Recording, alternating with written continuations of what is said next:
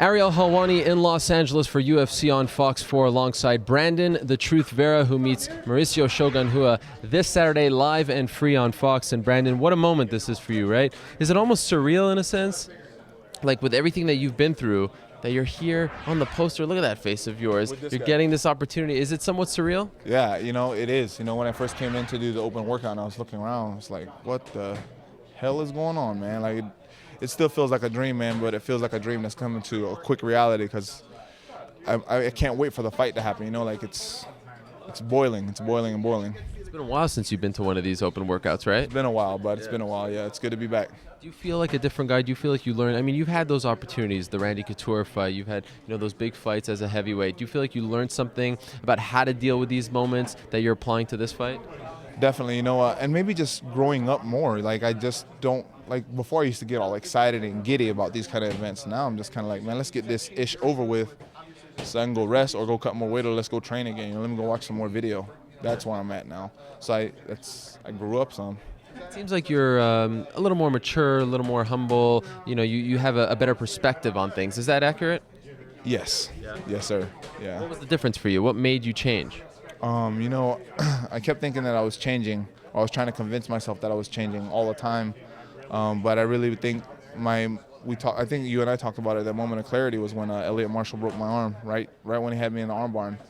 I was debating whether or not we were going to let it go and continue with our career or tap and find something else to do, I think right then and there, that split second before my ligaments tore was like, oh, well, this is where you're at because of you. There's nobody to blame. There's no excuses. You're here because of what you did. So what are you going to do? And when I answered myself, all in that 0.5 seconds or 1 second that it took, I changed from that moment on. From when I put my shirt over my arm and walked out the ring, I think I was a changed man from then on. It seems, at least to me, like there are a lot of people who feel like you don't deserve this.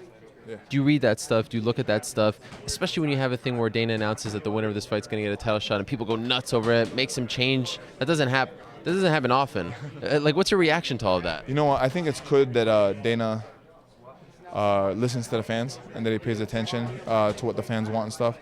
But does that bother me? Nah, I don't give a damn. Everybody's an armchair fighter. Everybody wants to be a fighter, thinks they know best. Everybody, opinions are like assholes. Everybody has one. Keep your own opinion. Whatever. I'm fighting August 4th against this guy.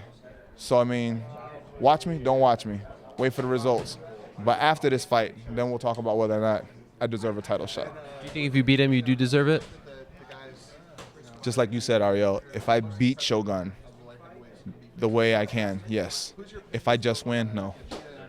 Are you a guy who believes in things like destiny and all of that? Like when you think about your career and the hype that you had, dual champion, and you had those moments, you probably should have beaten Randy Couture. A lot of people thought you deserved to win that. You had those setbacks, and now here you are. The Thiago Silva thing. It's so funny and interesting to watch your career from afar and now see this moment here just a couple of days before. Do you believe in that kind of stuff?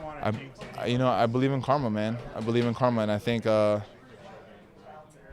destiny, the road, the path that was chosen for you, and you just either got to go through it and forge ahead or jump off and take the easy way out. I've just been forging for a really long time, man, and I think it's just all came to a head, man, taking advantage of opportunities that have been given to me and running with them. So I wouldn't change anything in my career. The wins, the losses, my cockiness back in the day, what I've said, what I've done, who I've lost to, who I've beat, I wouldn't change anything because it all led up to this moment. How does Brandon Vera beat Shogun Rua? I can't tell you that yet. I can't tell you that yet, but I have to be in his face the whole time. I have to be in his face. I can't. You figured it out? I've been watching Shogun for 8 weeks now, minimum 3 times a week. And when I say 3 times a week, that's when he's on my screen. I don't know how many times I rewind, fast forward, watch the fight over and over again. So I've been watching him for a long time, man. Yeah. Well, we look forward to it. Brandon Vera goes up against Shogun Rua live and free on Fox this Saturday night from the Staples Center in Los Angeles, California. Good luck to you, Brandon. We look forward to it. I appreciate it, man. Thank you very much for having us. Bye, guys.